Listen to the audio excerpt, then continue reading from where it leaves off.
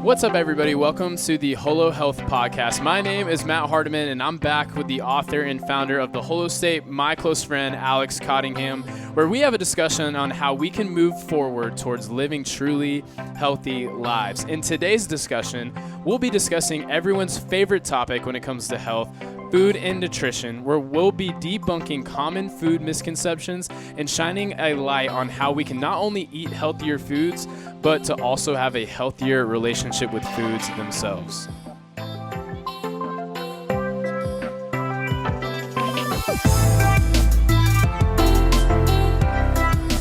In the same way we discussed on the last episode, where we talked about one thing we all have in common is the fact that we sleep. Another thing we obviously all share in common is that we also eat.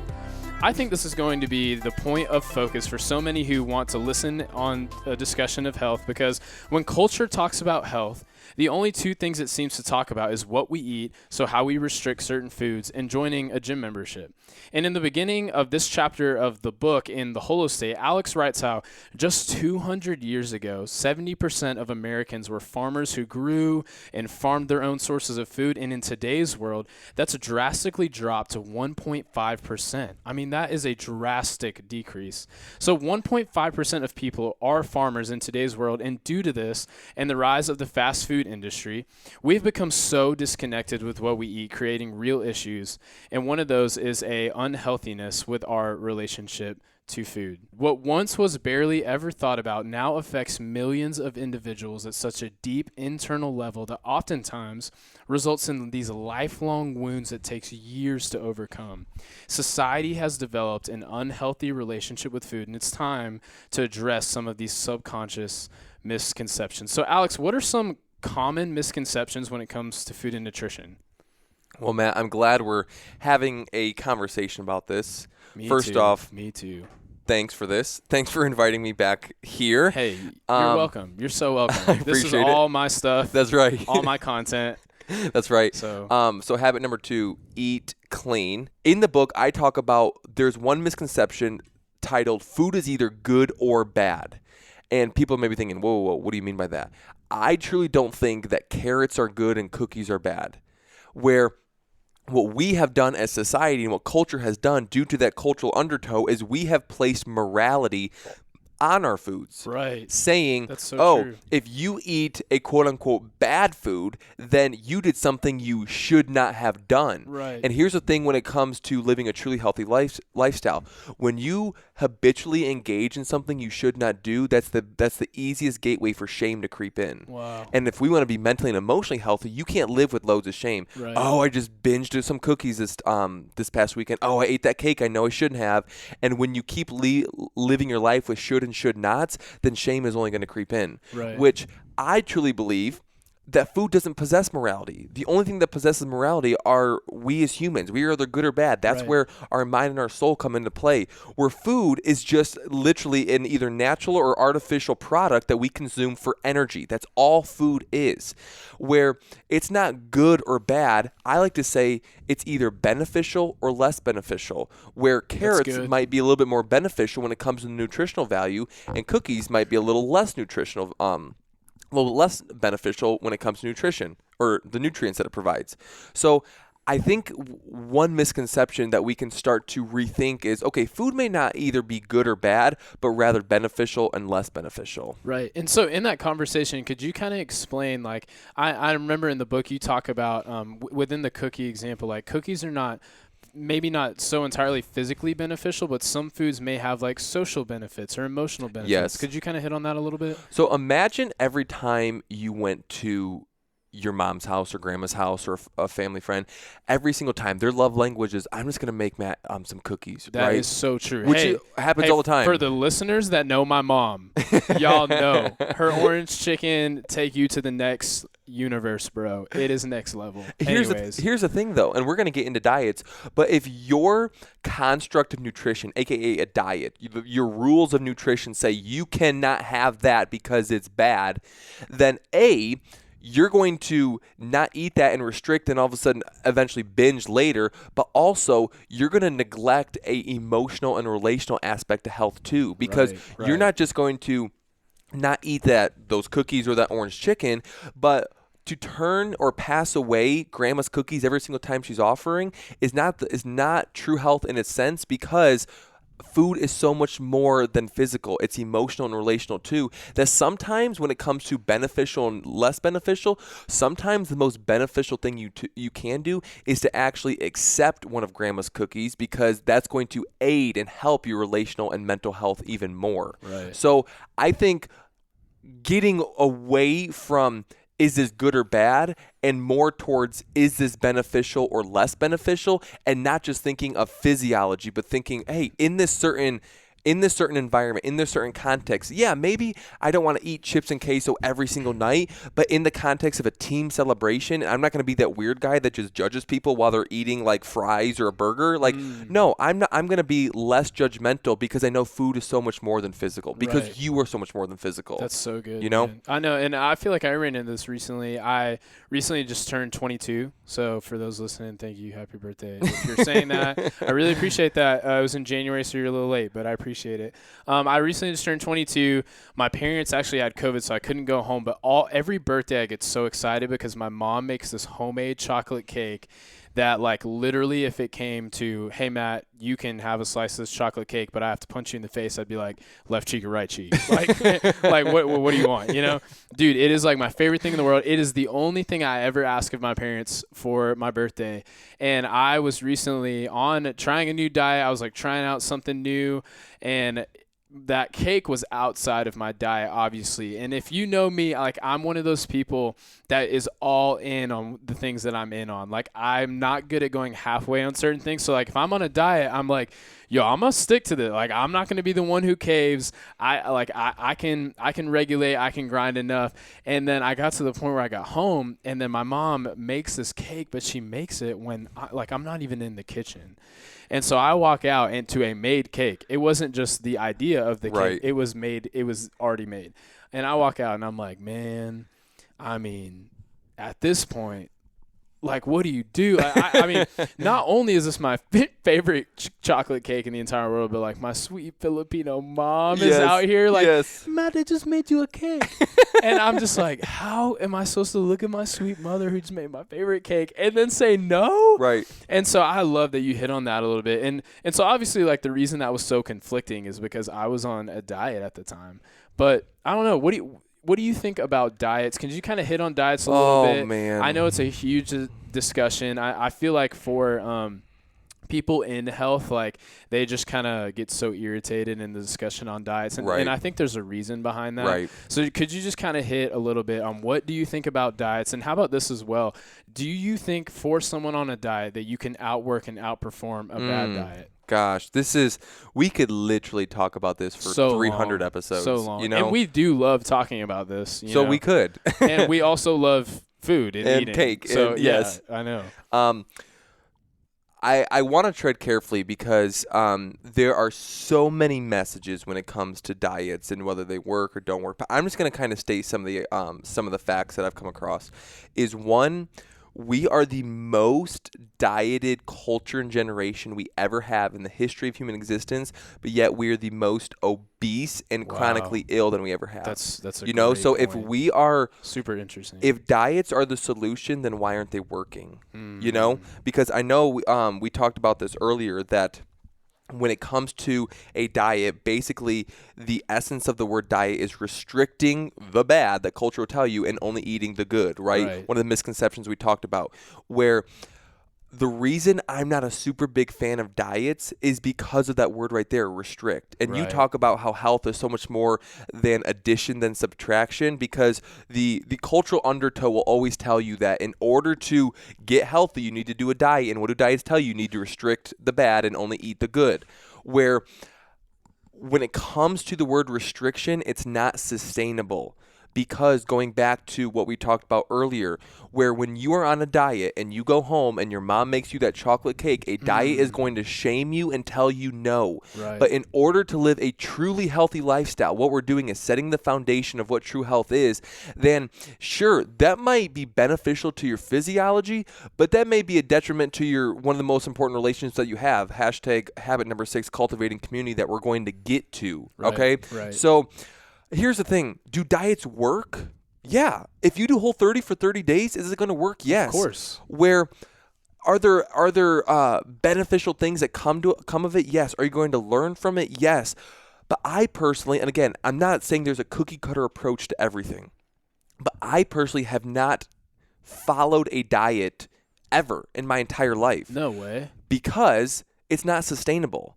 Because I don't want to just focus on my physical to the detriment of my other areas of health. Right. You know, and we talked about the balance between prioritizing and optimizing, where that's for everyone. Maybe somebody needs to be a little bit more stricter on their physiology because they have their spirituality a little bit more intact. But the reason that I'm not a super big fan of diets is because they are not sustainable. And we know sustainability is the key to living a truly healthy life. And to answer your the second part, can you outwork a diet? No, you can't. You really can't. We could dig into that as much as we want to later, but you really cannot outwork the quality of your foods. And we're actually going to get into some like the practical pithy points of eating clean. Right. And I think within the conversation of eating clean, eating, obviously, it affects so much more than our physique. Yes. Like, it's way more than I want to just eat broccoli so I can have a six-pack and I can be impressive. Like, eating affects so much more than our physique. It affects our energy. It affects our mental clarity.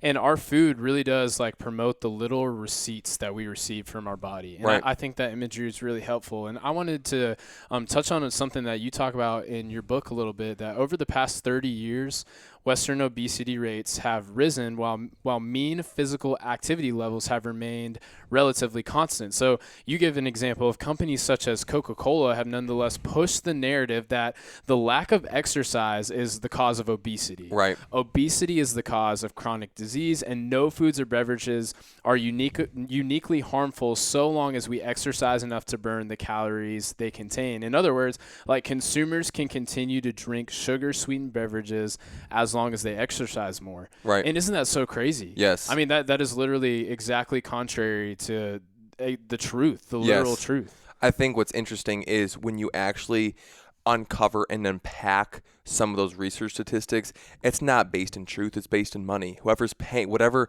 company is paying that research, oh, you only need to exercise more. You can keep drinking Coca-Cola as long as you're exercising. No, the most important thing is the quality of your foods, and you cannot outwork a poor diet. And there's even some more statistics in the book talking about, like, when you regularly eat sugar, you have like an 11% or 11 times more likelihood to develop like type 2 diabetes and cancers than which is huge. Which is absolutely like an epidemic now. So yeah, I mean, we can talk more about that later. Right, and here's another one. I loved this one. I thought it spoke loudly to me. But according to the Global Burden of Disease, the GBD, they report that a poor diet now generates more disease than physical inactivity, or even alcohol and smoking, and even alcohol and smoking combined. Yes. And that is baffling. Yes. Bro. Like, that is insane. So let's get away from the data a little bit. So in regards to practical foods, practical nutrition, what do you recommend when it comes to nutrition? So again, I am not placing any rules or a diet on anybody, okay? But what I want to do in this conversation is unpack the universal health habits that pretty much most people would agree on, okay? Because when it comes to how we are naturally designed and naturally created, our body needs like quality foods, okay? So let's talk about 3 simple points that we talk about in the book that everybody should consider following, okay? Number 1, eat real foods in sensible portions. That's it. Not following a diet, not doing Whole30. We're eating real foods in sensible portions. Okay, what is a real food? When we talk about real food, we're talking about the quality of our food. We're not talking about Taco Bell. We're talking about Brack's Kitchen or the local wood fire grill. Oh, come on. Hey, wait, we have to pause. Let's pull back. If you are in the Georgia, Buckhead, Atlanta area, or at the Alpharetta area, anywhere on 400. I opened up a can of worms. Oh, man, I am so passionate about this. Honestly, if you live in the Southeast, if you live in the United States, you need to eat at Brack's Kitchen. It is me and Alex's favorite spot. Oh, we go there weekly. They have a bowl called the steak and gravy that literally, if me or Alex say those exact words to each other, I'm salivating. We will literally salivate. I'm like, literally, I will salivate. He'll text me and be like, "Hey, you trying to go to Brax?" And I'll be like, I literally could not think of anything more that I would want to do. And here's the beauty of it. It is like the best food that you can get. I mean, tastes incredible. Yes. But nutritionally it's so packed. It's real foods. It's not super big. It leaves me not hungry. I'm not super full, but I'm not hungry afterwards. I feel good afterwards. It's just this bowl of just a bunch of nutrient-dense real foods in it that we're just like, oh my gosh, we absolutely love it. Right. Okay, that's just one. Let me talk about the local. Oh my gosh. Oh man. So the local is located in Alpharetta, Georgia, and it is literally when I bless my food at the local, I specifically thank God that He loves us enough to give us something like the local. Oh my gosh. I mean, it is incredible. You walk in. So what it is, it's like wood-fired food. Yes. So we pretty much get the same thing every time, I feel like, and it just never disappoints. A plate with two sides. That's how you know that some of these things are so incredible, because we go there and get the same thing. Get the same thing. You feel good about yourself afterwards because your body doesn't feel like crap. Exactly. You know, they're real. And that's the difference between, okay, we're talking about eating real foods in sensible portions. You know, when you go to Taco Bell, you're like, ugh, like when you had like 3 chalupas there, your body just feels like We've junk. all been there. We've all been there. But when you actually eat real foods, some people are like, oh, you know, like that restaurant, you don't feel like crap afterwards. That's an indicator of the quality of their foods, okay? So going back to this, the most important aspect of our nutrition is the quality of our foods. And high quality foods are real foods. And when I say real foods, think about the foods that are found in nature. We consume them in the exact same way. Like an apple, you pick it off the tree and you eat an apple just like that. Almonds, eggs, meat, vegetables, fruits, seeds, nuts, fish, all those things. Those are real foods. You know, Pop-Tarts and Oreos are not real foods. I love them. They're not bad. They're less beneficial than real foods. Right. Okay? So real foods also, they're perishable. They have lower shelf lives because they're real. They're found in nature. They tend to exist on the perimeter of the grocery stores rather than the center or the aisles because of their low shelf life. And here's the thing. When it comes to real foods, those contain the necessary amount of both macro and micronutrients that our body needs, right, which are all those things that, like the vitamins, the minerals, the antioxidants, the trace minerals, all those things our body needs, they're located in real foods. So that's what we talk about, the quality. Eat real foods. And sensible portions, basically saying, hey, if quality is number 1, quantity is number 2. Just don't eat way too much. And the thing I like to say is, don't eat until you're full. Eat until you're not hungry. Right. Okay? Huge. Because we shouldn't be listening to a man-made standard telling us how much we should eat, aka a plate, aka a portion size. Your body is giving you signals all throughout the day. Whether it's a headache, you might be dehydrated. Listen to your body's signals. Whether you're not hungry anymore, your body's ghrelin and leptin are telling you, hey, wait, I'm giving you hunger hormone cues. Listen to them. So what I say is, don't eat until you're full. Eat until you're not hungry anymore. Because here's the thing. When your body says, I'm hungry, all it's telling you is, I need more energy. That's all your body is telling you. So that when you eat and your hunger hormones decrease and you're not hungry anymore, when you are not hungry anymore, any additional food you eat on top of that, your body's like, whoa, I don't need that energy anymore, and it's just going to store it for later. Normally it's body fat. Right. So basically, eat real foods, quality, in sensible portions, that's quantity. Listen to your body. And I mean, it's as simple as that. But simple is not often easy, but it oftentimes is the right thing to do. Right. And I think that in regards to us just talking about how to eat clean, this is not as extensive of a conversation as you maybe would think. Right. Because it is simple. It's just difficult. Yes. You know what I'm saying? Yes. You know, speaking of eating real foods and perishable foods, have you heard about that McDonald's meal that has not yet rotted? So I think this is essentially. Wait, what? I think this is essentially what happened.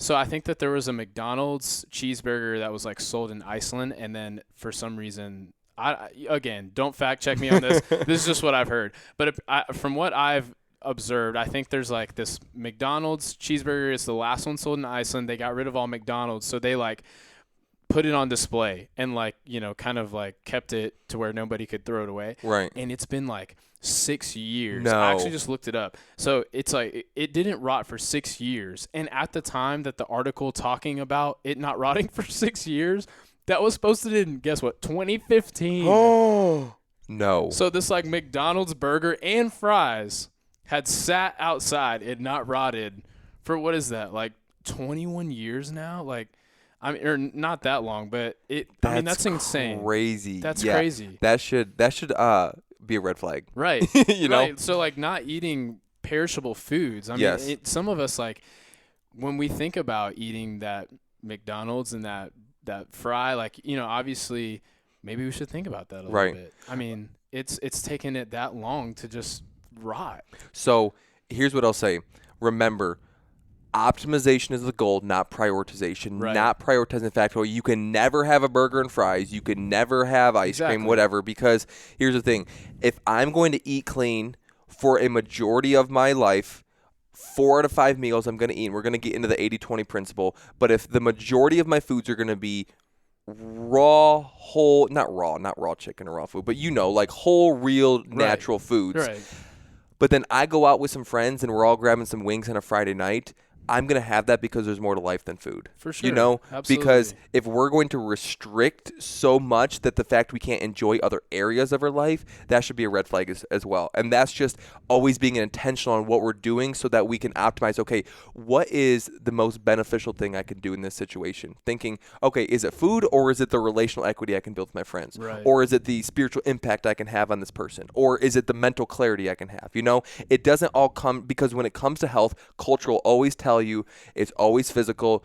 Get back in the gym, get on that diet where whoa, there's so much more to health than that. Right. And you brought this up, and that I think it's a good on-ramp to talk about this. I've applied this in my own life. I've seen a lot of value from this, but you brought up the 80-20 principle. So could you just kind of talk about that a little bit, how it relates to the conversation of eating nutritionally based? So really quick, I won't go into a bunch of detail about that, but when you think of nutrition, I like to think of it on a spectrum. And on one end of the spectrum is pleasure, and one end of the spectrum is nourishment. Okay. Because now with food, you can have very nourishing foods and very pleasurable foods. And most of the time, the nourishing foods have a lot of nutrients. Those tend to be more real whole foods like meat, nuts, seeds, vegetables, veggies, all those foods you find in the perimeter of the grocery store. Right. And then the pleasurable foods might be ice cream, Pop-Tarts, and Oreos. Those are Right. pleasure. So when you think of that spectrum, it's not just one point on that spectrum, but when you think of the 80-20 principle, I'm thinking of 80% of what I eat are going to be nourishing, whole, real foods in sensible portions, right? But it's a range. It's not a point on the spectrum, but it's a small range. Around 80% of my foods are going to be whole, real foods, where 20% really allows me margin and grace to enjoy whatever the heck I want, because there's so much more to food than physical. I'm not a professional athlete that my physique or my athletic capabilities are dependent on my income or any of that. My job isn't dependent on my food. Right, and I think that's how we differentiate, because I am, so it does make it difficult. So where I can't relate to you in that sense, but for us normal, I'm kidding, everybody. Basically, I like to think about it as 80% should or 20% could, or 80% beneficial and 20% whatever official. Because Right. again, we're building the foundation where the majority of our foods. But then again, if you go out and you knew you ate clean that whole week, where you want to go have a pleasurable food on the weekend, by God, you go do it, because there's so much more to health than physical. Yeah. I love that. And I love that the idea of holistic health and true health, that we keep arriving at that we keep arriving at how can we keep in mind all the other cisterns. I love to say that word, cisterns. All the other cisterns and tanks of health, like relational health, mental health, emotional health, because they're all integrated and they're all associated with each other. Can I say one more quick thing about the 80-20? Absolutely. The reason I'm so keen on it is because it is sustainable. Yeah. And that's the big difference. That's the big difference, because diets are not sustainable, because no one has followed a diet for their entire life. I have followed the 80-20 principle for 8 years, and it's not only worked well for me, but I don't plan on stopping anytime soon. Right. I can set my foundation well and eat 80% of my foods with the foods I should be that are beneficial, but then 20% allows grace and margin into the equation, because that's what a truly healthy lifestyle does. For sure. Anyways. Sure. Yeah, and hey, I'll go ahead and reiterate. I'll hound on this a little bit. Alex follows the 80-20 rule. Alex looks pretty good. I ain't gonna lie. I'm sitting here in this room with him. Y'all can't see it right now.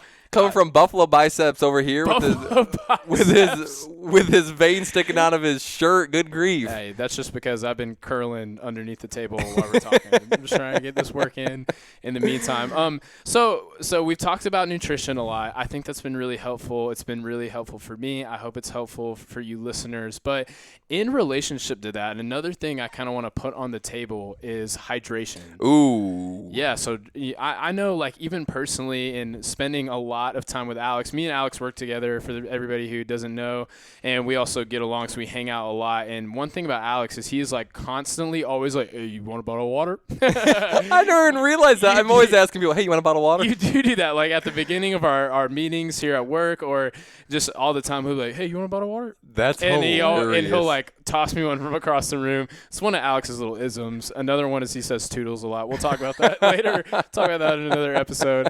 But yeah, I mean, Alex, you're like constantly taking in water. I know that's something I've tried to be better about in the light of just kind of learning more about this and learning more about the benefits of it. Could you talk about hydration a little bit? So I'm not going to dive into the importance of hydration because here's the thing. I know there's people out there, but I never personally have met someone that doesn't believe that they need to drink water, right? We all know that we need to drink water. We've heard it 1,000 times. Yes. Hey, my senior quote in the yearbook. Hit me. What is it?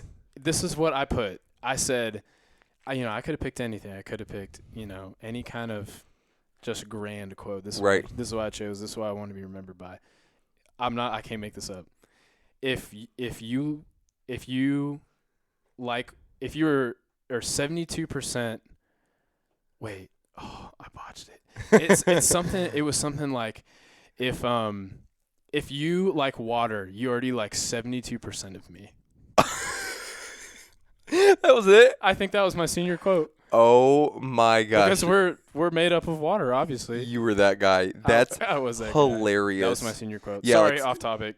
But no, kind of on topic. On topic. That's hilarious. Well, because 60-70% of us is water, which is so important. And like you said, that's what made me think about it, because we all obviously have to drink water. That's because hilarious. Most of us is made up of it. So that was my senior quote. Oh, if you like water, you already like 72%. Hey, when you're rich and famous and going on tour and you forget about small people like me, just can you please sign every autograph like that? Hey, Matt Hardiman, 72% water. You already like me, or something like that. You already like 72% of me. That's hilarious. I love that. Anyways, so we all need to drink our fluids, stay hydrated. That's pretty much just making sure we have ample water throughout our system. No one has ever said, you know what, I don't need to drink this much water. Everyone knows we need to drink this much water. Just drink water. A couple tips that I found when it comes to hydration are, one, a habit that I have solidified into my day is bookending your days. So the first thing I do when I wake up is drink like 24 ounces of water. Yeah. And the first thing I do when I go to sleep is drink 24 ounces of water. And some people are like, whoa, I'm not going to drink water right before I go to sleep. I would be on the bathroom 5 times a night. Well, here's the thing. I go to the bathroom about 2 or 3 times a night. But because when you sleep, you get so dehydrated because you're going 8 hours without water and your body is recovering, needing all that water, right, which goes back to habit number 1, the importance of our sleep. So when you can start your day and end your day with that water, it's going to do a night and day's difference for you. That's huge. Another one is like beware of thirst cues. So just listen to your body, the signals that we talked about earlier. Carry a water bottle. I mean, I do this all the time where it's kind of ironic. This is the first time I've actually sat down and as we're talking here, I'm like, I don't have a water bottle next to me. I was thinking about that too. I was like, I don't have one. I can't remember the last time I didn't have water next to me. I have water in my car, water on my bedside table, water at my desk. Like I'm always drinking water. I'll admit, I've got a cup of ice next to me right now. You see it right here? Yeah. And I've been hoping that it melts so I can drink the water from it. Probably the first thing we do when we're done this episode is I will go get water. I would love one. And I know you're going to, hey, you want a bottle of water? Hey, you want a bottle of water? Another tip I heard too is that people who generally don't like the taste of water have told me to, I love the taste of water, but some people are like, I don't like to drink water. Okay, hold on. Water has a taste. Let's start there. I think it does. Different waters taste different. Oh, because all the different minerals and... What's your go-to water? If you were at a gas station, yeah, that's a good question. And you were gonna buy a bottle of water, you would buy what? What I can't. I'll tell you the last one I would buy. Deer Park. I don't Deer Park water, trash. Let me look it up. Come back to me. Okay. It's like some pure spring water, like Oh, really? zero water, or Is it isn't it like doesn't Body Armor have a water? I forget. I'm gonna go ahead and admit I would buy Dasani. Dasani? I would buy Dasani. Here's why. Can I be honest? Hmm. Is because my mom never bought Dasani water because it's more expensive. And so I used to think that Dasani water was like luxury water. And because the bottle is way cooler than Kroger Publix waters. And so when I got a little bit of my own cash and got some coin, I was like, I'm only drinking Dasani. Oh, my gosh. Because I want to do what I want to do now. You know what's funny is, I don't know if you were here yet, but one of our friends that we know, I'm not going to say her name here, but I think she said that she heard a rumor that Dasani puts more salt in their water to make you more thirsty to drink more water. It's on the label. I don't think that's true. Well, I do think that they probably put a little bit, but I don't think it's to the point where you like get parched from drinking water. Because the ratio of water to salt is so different that you're obviously going to hydrate yourself with the amount of water, not dehydrate yourself with the amount of salt, because that would be salt water, and I don't drink salt water when I drink Dasani. Right. You know, we are not the ocean. We're not we're not the ocean. I know. And yeah, so my other favorite water, straight from the fridge, bro. Fridge water. Oh, yes. Fridge water. My fridge hits, water. Man. All right, here's one. Okay. Room temperature or ice water? I've actually changed in this drastically. I used to preach on drinking cold beverages, and it may just be because it's colder outside. But like I used to only drink cold beverages, but now when I drink water, I don't know what happened, but it's almost always, it's not like lukewarm. I mean, I'm trying to be holy. You know what? Hey, you know what God says about you ain't getting spit out. You know what God says about being lukewarm. That ain't for me. But that's a sermon for another day. Hey, we'll talk about that on a different podcast. And our spiritual health. Yeah, I know, right? Yeah, the spiritual health podcast. So I have started drinking not lukewarm, but just like less cold water. Right. Just not infused with as much ice. Can I ask you a question now? Okay, wait. You answer first. Room temperature. Okay. Cubed or crushed? Ooh. It's funny. I think I'm transitioning here too, because I used to always be crushed. Like, because I want to eat the ice when I'm done. I think that's so fun. But now it's almost more of an annoyance getting crushed. So I think I'm cubed now. I think I'm cubed. Team cube. I feel so passionately about cubed ice over crushed ice, because here's the thing. I think people want to argue, what about Zaxby's ice? What about Chick-fil-A ice? It's that like cube. But in my opinion, that is crushed ice cubed. Like that is cubed crushed ice. Oh my gosh. So therefore, it is cubed ice. That's hilarious. I feel so passionate about this. Also, last thing, you get more, I guess, like temperature to affect your water when you get cubed per capita of room in your drink, because cubed ice is bigger. It takes up too much square footage. If it's warm outside and it's hot and you need a refreshing drink, cubed ice is the way to go. There's no question. We're getting off topic. Yeah, anyways. I feel so passionate about this. That's funny. Basically, no one's arguing you need more water. Just drink more water. There's a lot of drinking hydration habits in the book. We challenge you to go check them out, as far as being aware of thirst cues, carrying a water bottle, bookending your days, maybe adding fruit to your water, use a straw, whatever convenient tip or trick. Water with lemon. Oh, I do too. Lemon and lime. That is the money for me. You and Hannah would be best friends, because me and Hannah are best friends. Yeah, let's say you are friends. Thank but you. She constantly is buying lemons and limes. Like, there's always cut up like lemon and lime slices in her fridge, because she's always putting them in her water. Dude, I've had to start buying like the half gallon of lemon juice, because I just douse my water. Oh my gosh. So here's another thought is, you ever, I know I have these days, I kind of talked about it in prior episodes, but I'm a student, so I'm a grad student. I'm currently getting my master's in seminary school right now. So I've been a student literally for a long, long time now.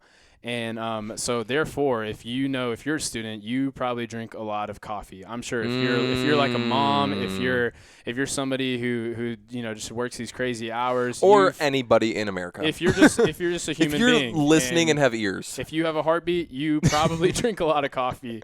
And I feel like I hit these days where I'll be like, crap, literally the only liquid I've put in my body today is coffee. Is coffee. Yeah. And I'm like, that cannot be good for me. Yeah. You know what I'm saying? Like, I have literally like only drinking coffee, and then I'll try to convince myself like, well, coffee is made with water. I know. You know what You I'm saying? justify it. I mean, you use water to make coffee, and I think that's close enough. But obviously that doesn't count either. But Right. I also think coffee is a really interesting conversation too. Like, what do you think about caffeine intake? What do you think about drinking coffee? Do you drink coffee? What's your? Are you a Dunkin' person, Starbucks person? What is it? It's funny because I am originally from Michigan, Okay. and my family lives up there. Shout out to all my Michigan family and friends. Where when we go travel, there's actually a coffee franchise called Big B.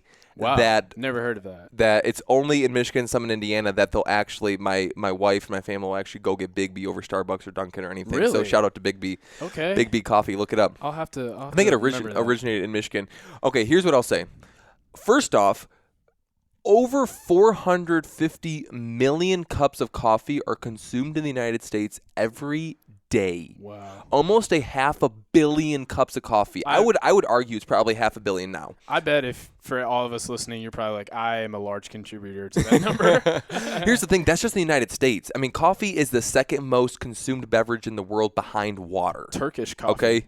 People love Turkish coffee. Ethiopian coffee. I mean, Right. Coffee's great. Here's what I'll say. I don't want you to hear me as the anti-coffee guy because I drink it. But here's what I'll say.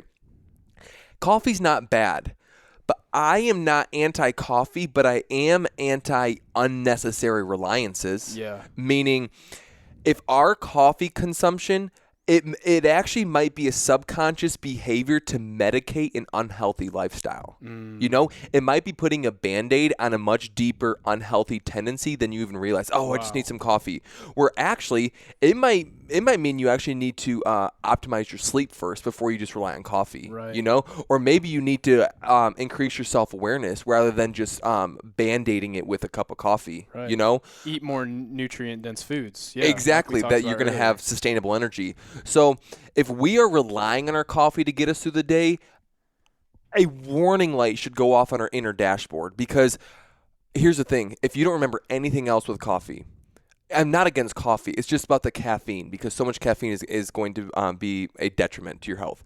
Coffee should be a delight, not a dependency. It is such a socially warm, great activity that you can just share a cup of coffee over lunch, over a coffee date, at a couch, and it's just such a warm, inviting, hospitable feel. It puts out good vibes.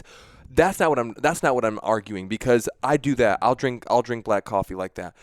But if we are consistently drinking 2, 3, 4 cups a day, going to Starbucks, and our coffee is more brown and white than it is the actual organic black coffee that we're drinking, Right. now we need to start doing some wrestling matches with ourselves internally. Because here's the thing. Yeah, sure, an extra boost is occasionally great when it comes to the coffee, but a daily addiction to it is not. And I know some people will be like, oh, well, everybody does it. Well, just because everybody does it doesn't mean it's healthy, right?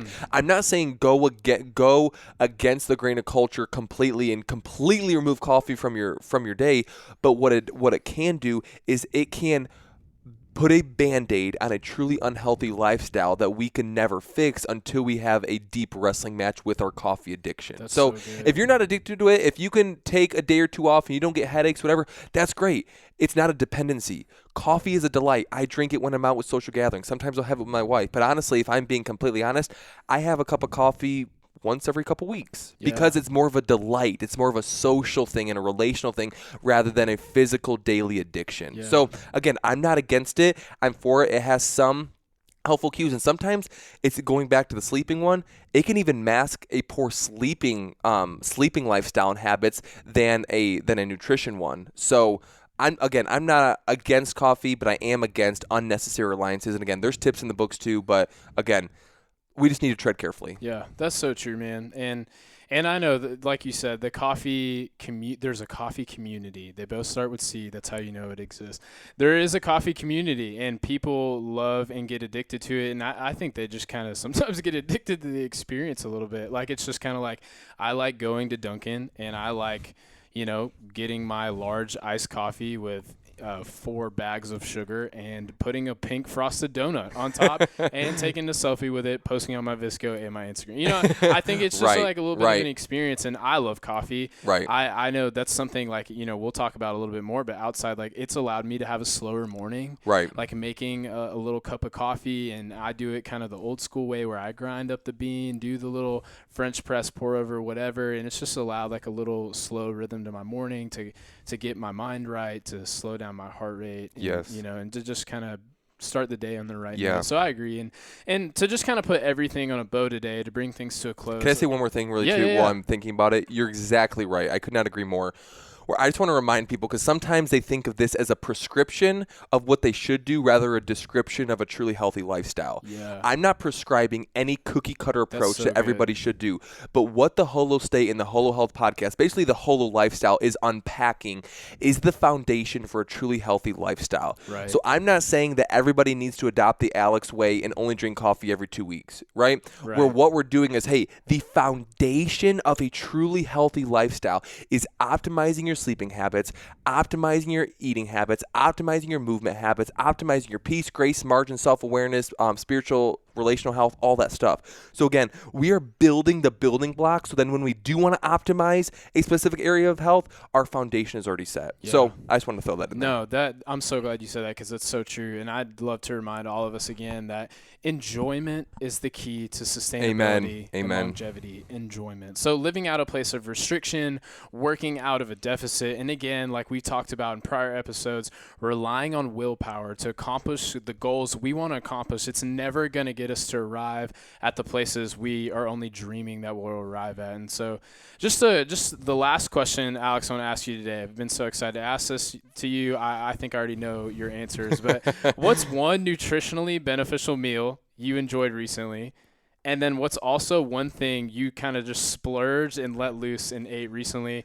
And I think here's the thing. I think both of those were probably together. Oh, they were. I think they were with me. They were shared with Matt for sure, because throwback, shout out, shameless plug to Brack's Kitchen. We had Brack's yesterday. We love you. It's such a nutritionally beneficial meal. And here's the thing, what's interesting too, what you just said, is those meals probably were with me, because food is so much more than physical. It's so much relational and social and mental too, where, as long as we are combining some of the habits of health, we're going to get the best bang for our buck. So yes, the steak and gravy bowl from Brack's Kitchen will change your life. Yep. Go check it out. It will. But then, so that's beneficial. And again, there's grace and margin, 80-20 principle. I don't always eat rice and chicken and the green smoothies that culture is going to tell you to drink. Right. We literally, this past weekend when we hung out on Saturday, my pregnant wife of 37 weeks is like, hey, listen, crumble cookie sounds amazing right now. And I looked at him, I was like, you want to go crumble cookie? And you know what we did? We bought 4 crumble cookie and we ate all of them on the spot. Yep, sprinted to the car. And you know what?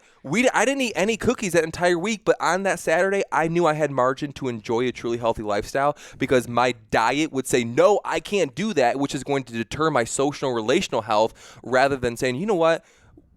Hannah, who's 37 weeks pregnant, that wants a dang crumble cookie, we're going to go get crumble. And again, if you don't know what crumble cookie is, it's a cookie that'll change your life. We're throwing out such gold, oh my gosh. I mean, so we are. That pleasurable food was crumble cookie. I had 1.5 cookies, and man, was it so worth it. Right, and the reason we went to get crumble was definitely because Hannah's pregnant, and we just wanted to keep her happy. That's totally the reason we the only reason we jetted off to crumble. We actually got to wait for the next kid to go to crumble cookie. Honestly, I know, I love it. Well, Alex, this conversation was great, and thanks you if you're listening for joining us. We hope this was helpful, and we look forward to having you join with us the next episode. So we'll see you guys next episode. Thanks, Matt.